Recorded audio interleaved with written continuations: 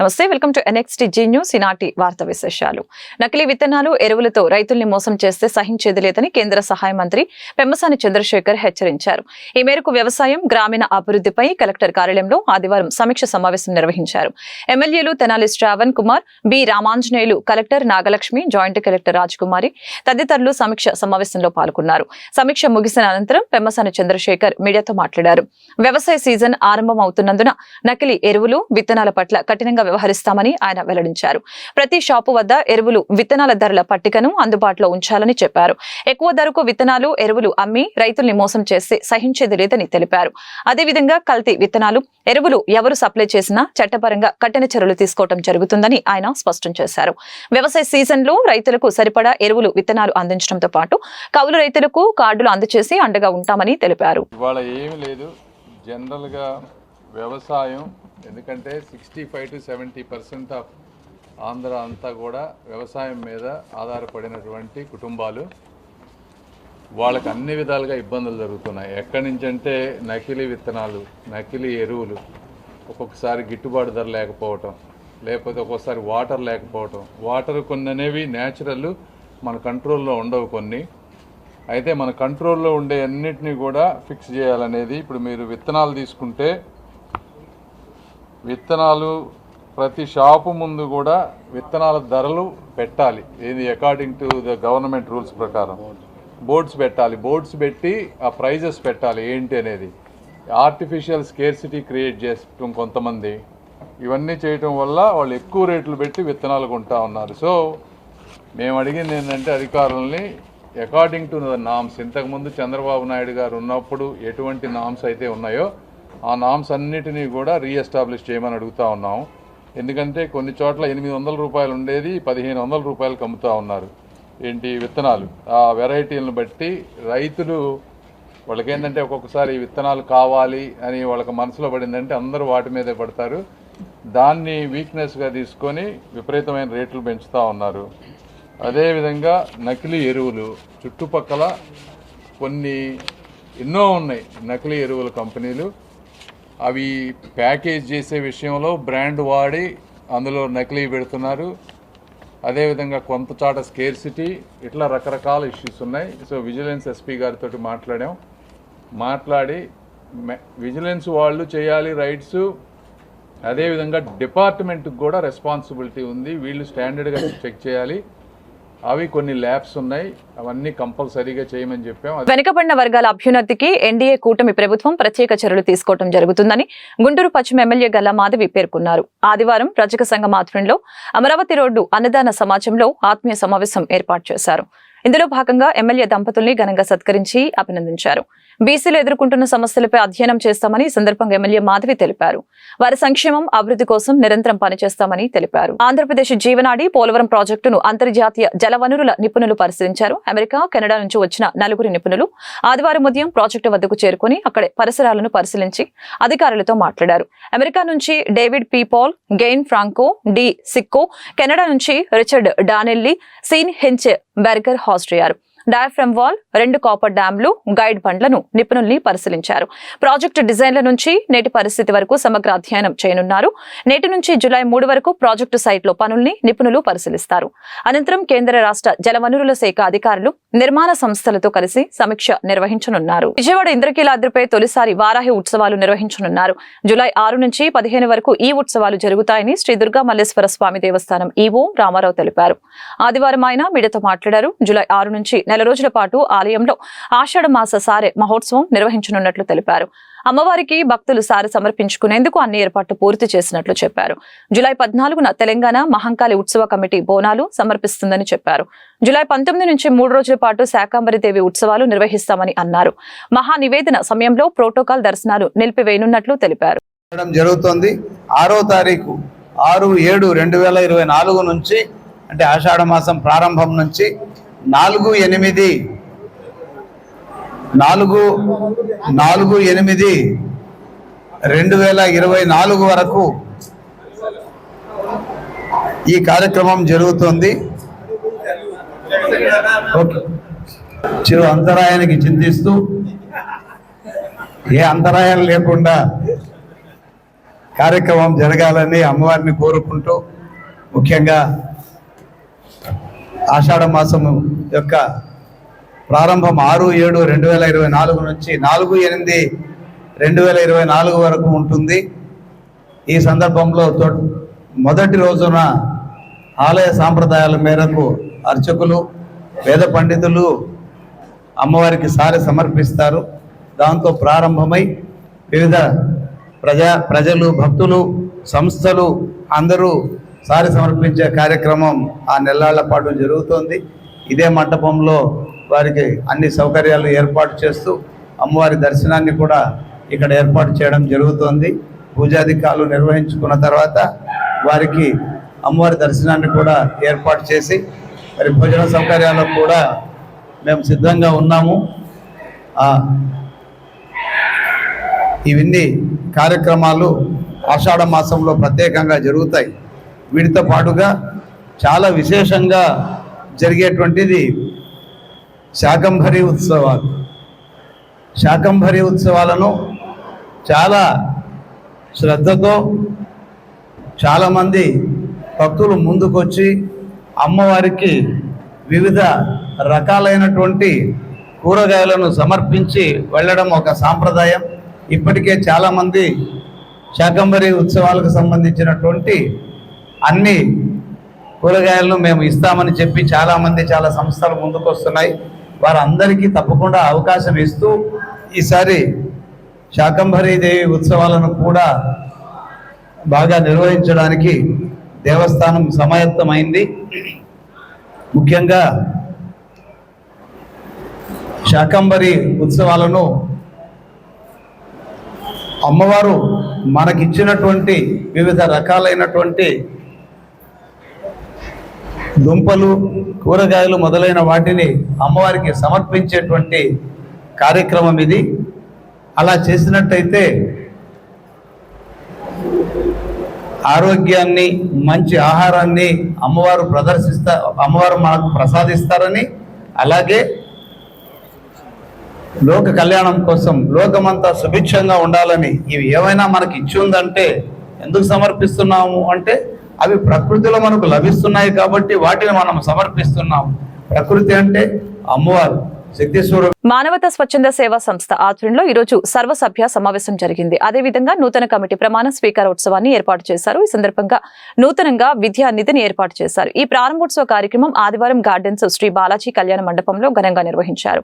మాజీ న్యాయమూర్తి శంకర్, పావులూరి రమేష్, లక్ష్మణ్ రెడ్డి, విమల తదితరులు కార్యక్రమంలో పాల్గొన్నారు. పేదల విద్యాభివృద్ధికి దాతలు సహకరించాలని అతిథులు తెలిపారు. ఈ నేపథ్యంలో విద్యానిధి ఏర్పాటు చేయడం గర్వంగా ఉందని చెప్పారు. భేదములు లేకుండా మేమందరము కలిసి ఒకే కుటుంబంగా మానవతా సంస్థ అభివృద్ధికై కృషి చేస్తామని, ఆపదలో ఉన్న అభాగ్యులకు మా వంతు సహకారం అందించి వారి జీవితాలలో వెలుగులు నింపటానికి కృషి చేస్తామని, సమస్త ఆర్థిక లావాదేవీలలో పూర్తి పారదర్శకత పాటిస్తామని ఈ సభకు వాగ్దానం చేస్తున్నాము. ప్రజల నుంచి వినతుల స్వీకరణకు కొత్తగా టోల్ ఫ్రీ నెంబర్ ఏర్పాటు చేసినట్లు టీడీపీ రాష్ట్ర అధ్యక్షుడు పల్లా శ్రీనివాసరావు తెలిపారు. పార్టీ కార్యాలయంలో ఆయన మీడియాతో మాట్లాడారు. సీఎంకు వినతులు ఇచ్చేందుకు జనం పోటెత్తుతున్నారని చెప్పారు.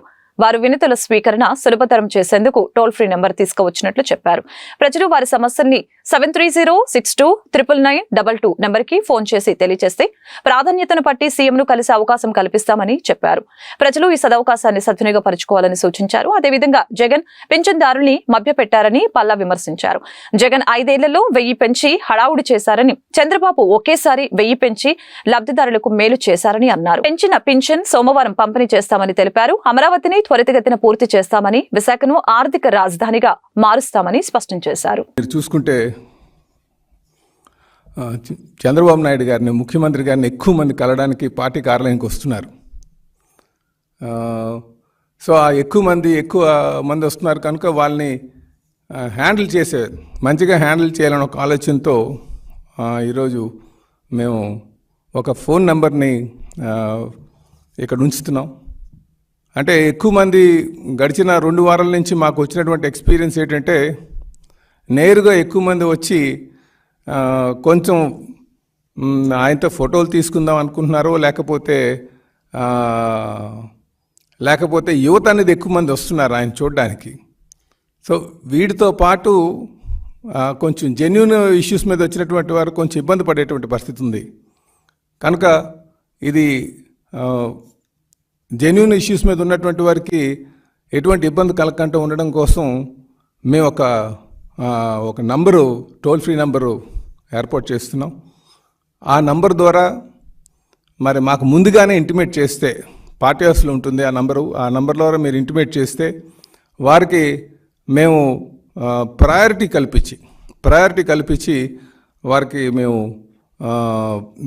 సీఎం గారిని కలిసేటట్టుగా చేస్తామని చెప్పేసి ఈ సందర్భంగా తెలియజేస్తున్నాం. ఈ నంబరు దయచేసి మా ఆఫీస్లో ఉంటుంది. అలాగే మేము తెలియజేస్తున్నాం 7306299999. దయచేసి ఈ నంబరు అందరూ కూడా నోట్ చేసుకోగలిగితే, ఎవరైనా సరే ఈ నంబర్ కానీ ఇంటిమేట్ చేస్తే ఆ నంబరు ద్వారా మేము ఇక్కడ గ్రీవెన్స్ నోట్ చేసి వాళ్ళకి టైం స్లాట్ అంటే ముఖ్యంగా వారి కోసం ప్రయారిటైజ్ చేస్తాం. ఎందుకంటే ఆ రోజు వచ్చిన వాళ్ళు చాలా వేల సంఖ్యలో వస్తున్నారు కనుక, అలాగే 500 మందికి ఈ గ్రీవెన్స్ని లిమిట్ చేద్దాం ఫస్ట్ విడతలో అన్న ఆలోచన కూడా వచ్చామని చెప్పేసి ఈ సందర్భంగా తెలియజేస్తున్నాం. అలాగే మేము దయచేసి ఇబ్బంది ఉన్నటువంటి వారు, అలాగే స్థానికంగా ఎమ్మెల్యేస్ ఎవరైనా కలకపోతే వారు నేరుగా ముఖ్యమంత్రి గారి ఆఫీస్కి వస్తే బాగుంటుంది అనేది మా ఉద్దేశం. వారు మాత్రం ఈ నంబర్ ద్వారా మాకు ఇంటిమేట్ చేసి వాళ్ళు సమస్య చెప్తే ఆ సమస్యని మేము నోట్ చేసుకొని ప్రయారిటీ పెట్టి వాళ్ళకి ముందుగా కల్పించడానికి మేము ఇక్కడ ఏర్పాట్లు చేస్తున్నామని చెప్పేసి మరి మీ అందరికీ కూడా తెలియజేస్తున్నాం. కనుక దయచేసి దీన్ని సద్వినియోగం చేసుకోవాలని చెప్పేసి నేను ప్రజల్ని, కార్యకర్తల, నాయకుల్ని ఈ అవకాశాన్ని సద్వినియోగం చేసుకోమని చెప్పేసి తెలియజేస్తున్నాం. మాజీ ఉపరాష్ట్రపతి వెంకయ్యనాయుడు గ్రామీణ ప్రాంతం నుంచి ఉన్నత స్థానానికి ఎదిగారని ప్రధాని నరేంద్ర మోదీ కొనియాడారు.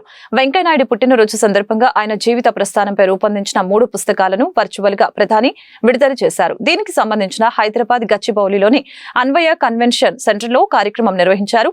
సేవలో వెంకయ్యనాయుడు జీవితం, 13వ ఉపరాష్ట్రపతిగా వెంకయ్యనాయుడు లక్ష్యం, సందేశం, మహానేత వెంకయ్యనాయుడు జీవితం, ప్రయాణం అనే పుస్తకాలను మోదీ విడుదల చేశారు.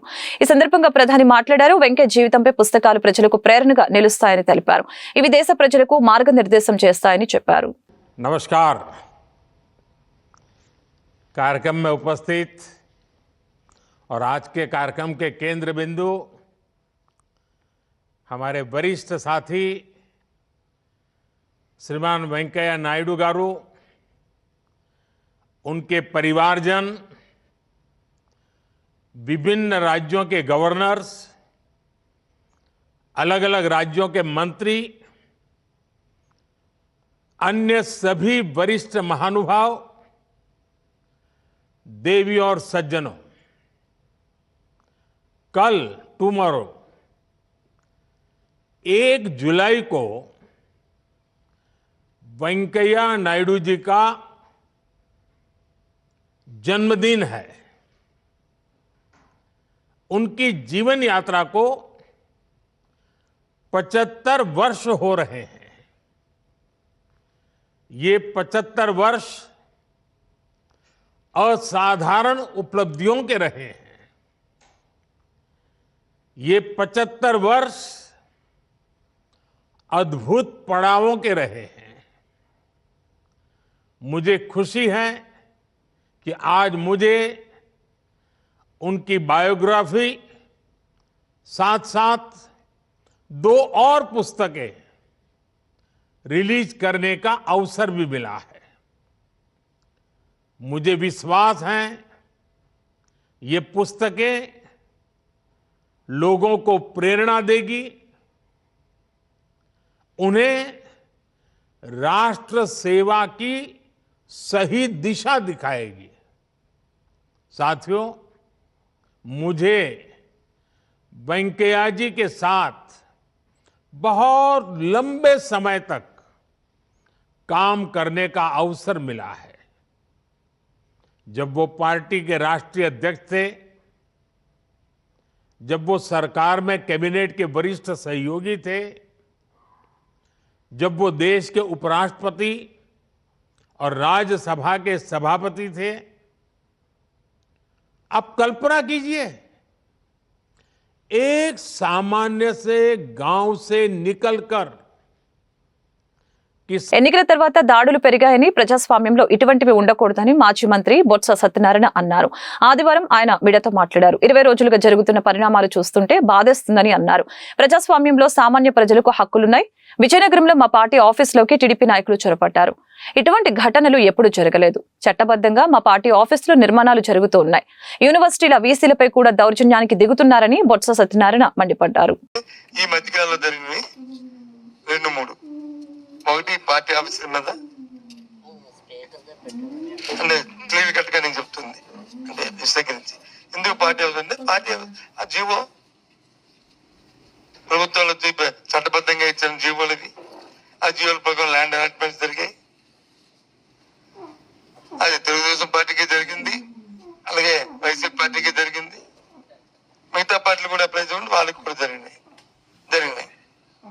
రెండో విషయానికి వచ్చి ఈ యూనివర్సిటీ వీసీస్ మీద ఇచ్చేస్తున్న నేపథ్యం ప్రభుత్వం తాకీదు ఇచ్చింది, అదేం చేయాలని చేసిన వాళ్ళు చేస్తుంటారు, వాళ్ళు చేయకపోతే ఉంటారు.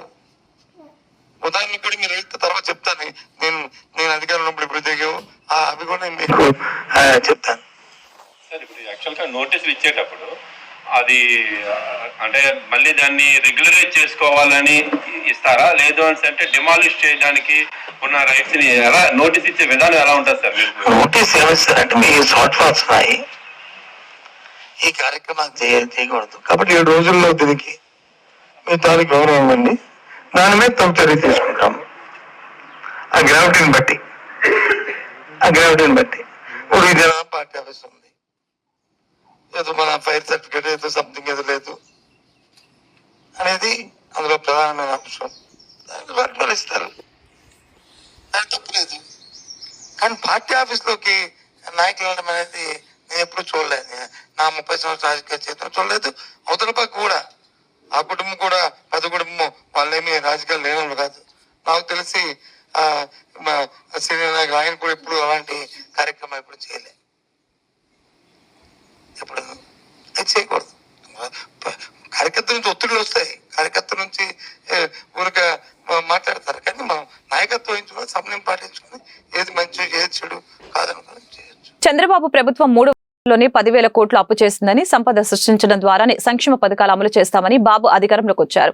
సంపద సృష్టిస్తామన్న చంద్రబాబు మాటలు ఏమయ్యాయి అంటూ ప్రశ్నించారు వైఎస్ఆర్సీపీ జాతీయ అధికార ప్రతినిధి కె రవిచంద్రారెడ్డి. ఆదివారం ఆయన మీడియాతో మాట్లాడారు. వాలంటరీ వ్యవస్థను బాబు పక్కన పెట్టారు. వాలంటీర్లకు 10,000 రూపాయలు ఇస్తామన్న మాట ఏమైంది అని మండిపడ్డారు. తల్లికి వందనం కింద ప్రతి విద్యార్థికి ఇస్తామన్న 20,000 రూపాయలు ఎప్పుడిస్తారు? రైతులకు నిధులు ఏ తేదీన విడుదల చేస్తారో చెప్పాలి అని రవిచంద్రారెడ్డి డిమాండ్ చేశారు. వైఎస్ఆర్సీపీ అభిమానులు కార్యకర్తల వ్యాపారాలు ఆస్తులపైన దాడులు చేస్తున్నారు.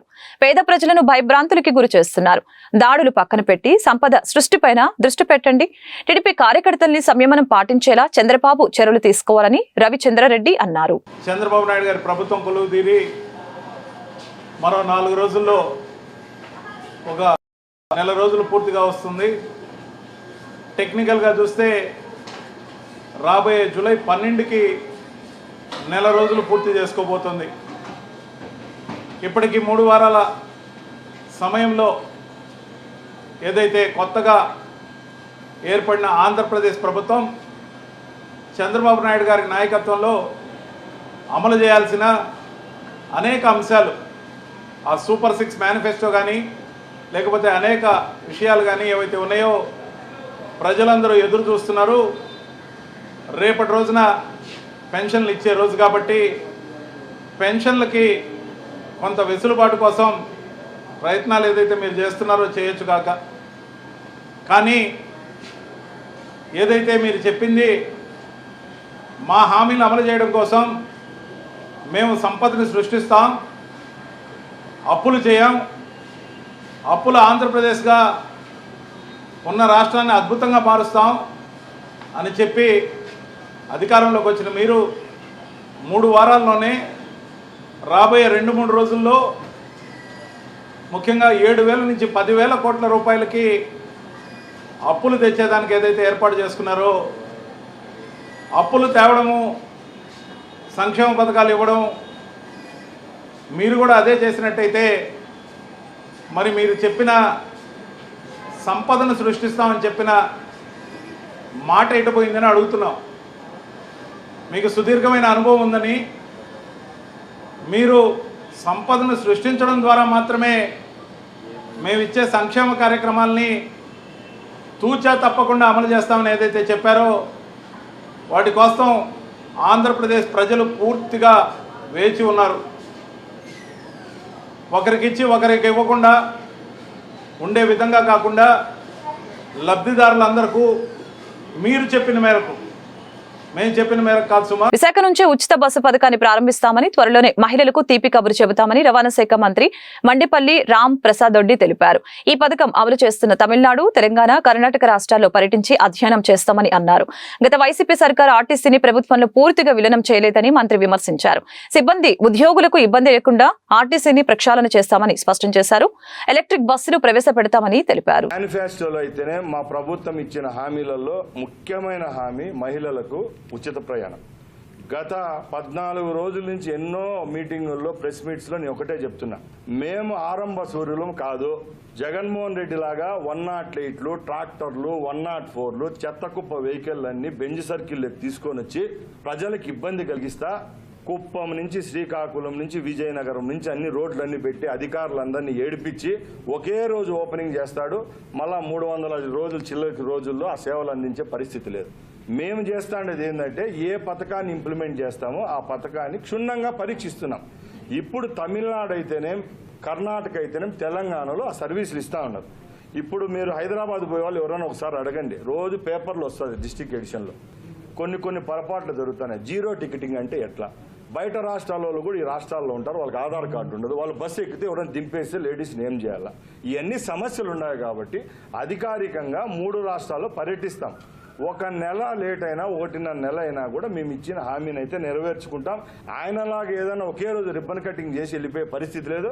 ఉచిత బస్సు అనేది లేడీస్కు ఇచ్చేదానికి ఇంత అంత ఆనందంలో లేము. ఎందుకంటే ఈ రాష్ట్రంలో మగవారి కంటే ఓటర్లలో లేడీస్ ఇంకా కొంచెం ఎక్కువ ఉన్నారు కాబట్టి, ఆ మహిళామూర్తులందరూ ఓట్లు వేసినారు కాబట్టి అంత మెజారిటీ వచ్చింది. తప్పకుండా అందించేదానికి సిద్ధంగా ఉన్నాం. అలాగే రవాణా శాఖ మంత్రిగా నేను కూడా ఇస్తున్నా, కార్మికులు హ్యాపీగా ఉంటేనే ఏదైనా సిస్టమ్ బతుకుతుంది. ఆ కార్మికుల వ్యవస్థనే చంపేసినాడు. అధికారంలోకి వచ్చిన తర్వాత ఇదే ఏపీఎస్ఆర్టీసీని పూర్తిగా విలీనం చేయలేదు, అర్థంగా విలీనం చేసినాడు. ఏదాన్ని? రాష్ట్ర ప్రభుత్వంలో. ఈరోజు జీతాలు ఇస్తాండేది రాష్ట్ర ప్రభుత్వం. కార్పొరేషన్ మళ్ళీ ఒకటి పెట్టినాడు, వాళ్ళ బంధువుని చైర్మన్గా పెట్టుకొని అక్కడ ఉండే భూములన్నీ బీఓటీ కింద అధికారికంగా అనధికారికంగా రాయిపించుకునే పరిస్థితి ఆయన చేసినాడు. కాబట్టి ఆర్టీసీలో ప్రక్షాళన అనేది జరుగుతుంది. రాబోయే 5 సంవత్సరాల్లో ఏపీఎస్ఆర్టీసీలో 100% ఎలక్ట్రిఫికేషన్, ఎలక్ట్రికల్ బస్సులు నడిపించేదానికి కూడా ఈ రాష్ట్ర ప్రభుత్వం చర్యలు తీసుకుంటుంది. మీరు ఎవరు అపోవలొద్దు, అతి త్వరలోనే శుభవార్త. మీరు ఇదే చెప్పినారు కాబట్టి ఉచిత బస్సుకు అయితే రవాణా శాఖ మంత్రిగా వైజాగ్ లోనే ప్రారంభిస్తాను, నేనే వస్తాను. ఈ రోజు industries joint director Shri Madan Mohan గారు పదవి విరమణ కార్యక్రమం ఇండస్ట్రియల్ ఆఫీస్ గుంటూరులో జరిగింది. ఈ కార్యక్రమంలో భాగంగా జూమ్ మీటింగ్ ద్వారా కుటుంబ సభ్యులు, స్నేహితులు, వివిధ జిల్లాల్లో కలిసి పనిచేసిన తోటి ఎంప్లాయీస్ పాలు పంచుకున్నారు. ఈ సందర్భంగా జాయింట్ ట్రాన్స్పోర్ట్ కమిషనర్ కృష్ణవేణి గారు, రిటైర్డ్ జాయింట్ డైరెక్టర్ ప్రసాద్ గారు, డిప్యూటీ డైరెక్టర్ ప్రసాద్ గారు, trade marker company CEO Sudhakar గారు తదితరులు పాల్గొని శ్రీ మదన్ మోహన్ గారు 36 ఏళ్ల సర్వీస్ లో చాలా మందికి ఉపాధి కల్పించారని, స్నేహభావాన్ని కలిగి ఉంటారని పేర్కొన్నారు. ఆయన 36 ఏళ్ల సర్వీస్ లో ఎంతో మందికి స్ఫూర్తిదాయకంగా నిలిచారని తెలియజేశారు. 30 సంవత్సరాల 4 నెలల సర్వీసు గుంటూరు జిల్లాలో రిటైర్ కావడం అనేది నాకు చాలా సంతోషంగా ఉంది. ఇక్కడ ముఖ్యంగా టెక్స్టైల్ పరిశ్రమలు, తర్వాత ఈ ఫ్లై యాష్ బ్రిక్స్, తర్వాత చిల్లీ, ఇవన్నీ రా మెటీరియల్స్ ఉన్నాయి. ఆధార పరిశ్రమలు చాలా ఇబ్బందుల్లో ఉన్నాయి. సో కాటన్ ఇండస్ట్రీ ఆల్మోస్ట్ చాలా సందిగ్ధంలో ఉంది. సో ఈ సందర్భంలో ట్రాన్స్పోర్ట్ కమిషనర్ గారు చెప్పినట్టుగా విత్తనాల మార్పిడి జరిగి ఆ యొక్క కొత్త కాటన్ డెవలప్ చేసి, ఆ కాటన్ ద్వారా స్పిన్నింగ్ టెక్నాలజీ డెవలప్ అయ్యి కొత్తగా నూతన వరవడి గుంటూరు జిల్లాలో అంటే మన ఇండియా లెవెల్లో ఒక నూతన మార్పు అనేది ఈ జిల్లాలో ఆ విత్తన సేకరణ అనేది జరిగింది. అంటే లక్ష్మీ జయధర అనే విత్తనాల సేకరణ జరిగింది. ఆ సేకరణ జరిగిన విత్తనాలను ఎవరైతే రాష్ట్రంలో ఏ ప్రాంతంలో ఉన్నవారైనా మేము ఒక హాఫ్ ఏకరో లేకపోతే గట్ల చుట్టూ వేస్తాము అని సంకల్పిస్తే ఆమె ఆ విత్తనాలను డిస్ట్రిబ్యూట్ చేయడానికి రెడీగా ఉన్నారు. ఆ విధంగా ఈ యొక్క అంకురార్పణ అనేది చేంజ్ అనేది మార్పు అనేది ఇక్కడి నుంచే జిల్లాలో నా ద్వారా ఇక్కడ జరుగుతున్నందుకు చాలా సంతోషము. ఆ విత్తనాలు కూడా నాకే మొదట ఇచ్చారు మేడము. సో కర్నూలు జిల్లాలో మేము కూడా అక్కడ విత్తి తర్వాత అది డెవలప్ చేయాలనే సంకల్పం. సో ఆ విధంగా కొత్త తరహాలో ఆలోచించి ఇంతకుముందు చెప్పినట్ల డిపార్ట్మెంట్లో స్టాఫ్ ట్రైనింగ్ కాలేజ్ ఒకటి ఏర్పాటు చేసి మా యొక్క ఎక్స్పీరియన్స్ అనేది కింది తరం వాళ్ళకు ఎవ్రీ 3 monthsకో తర్వాత మంత్లీనో ఆ ఎక్స్పీరియన్సెస్ ఆ స్టాఫ్ ట్రైనింగ్ కాలేజ్ ద్వారా 36 సంవత్సరంలో సుదీర్ఘ గవర్నమెంట్ ఉద్యోగంలో మదన్మోహన్ శెట్టి గారు వారి యొక్క ఎక్స్పీరియన్స్ని ఎంతోమంది పారిశ్రామికవేత్తలకు పంచి స్టేట్ యొక్క అభివృద్ధికి తోడ్పడి ఉన్నారు. అదేవిధంగా ఈ గుంటూరు జిల్లాలో 6 నెలల మాసం నుంచి ఇక్కడ పనిచేస్తున్నారు. వారి రిటైర్మెంట్ లైఫ్ కూడా హ్యాపీగా ఉండి ఏపీ ఇండస్ట్రియల్ పాలసీని చాలా సక్రమంగా 36 సంవత్సరాలుగా ఇంప్లిమెంట్ చేస్తూ ఈరోజు పదవీ విరమణ పొందుతున్నటువంటి మదన్మోహన్ మాలవ్య శెట్టి గారికి పదవీ విరమణ శుభాకాంక్షలు. మరి రిటైర్ అయిన తర్వాత కూడా ఆయన తనకి ఓపిక ఉన్నంత కాలము ఈ ఎంటర్‌ప్రెన్యూర్‌షిప్ డెవలప్మెంట్ ప్రోగ్రామ్స్లో తను రిసోర్స్ పర్సన్గా ఉండి స్టాఫ్ ట్రైనింగ్ కాలేజీకి తను సపోర్ట్ ఇస్తానని చెప్పడం అనేది ఆయనలో ఉన్నటువంటి కమిట్మెంట్కి తార్కాణము. మరి ఎంతోమందిని తీర్చిదిద్దగలిగే అవకాశం ఉన్నటువంటి మనకి ఎంఎస్ఎంఈ శాఖ ద్వారా అనేక మందిని తీర్చిదిద్ది అనేక ఉత్తమ ఇండస్ట్రీస్ ఆంధ్రప్రదేశ్లోకి వచ్చేలాగా ఆయన రాష్ట్రం అంతా కూడా కౌన్సిలింగ్ సెంటర్స్ ద్వారా ఈ సబ్జెక్టుని ప్రజల్లోకి తీసుకెళ్తారని చెప్పి భావిస్తూ మరొకసారి శుభాకాంక్షలు. ఈ వార్తలు ఇంతటితో సమాప్తం. మరొక బులెటిన్లో మళ్ళీ కలుద్దాం. నమస్కారం.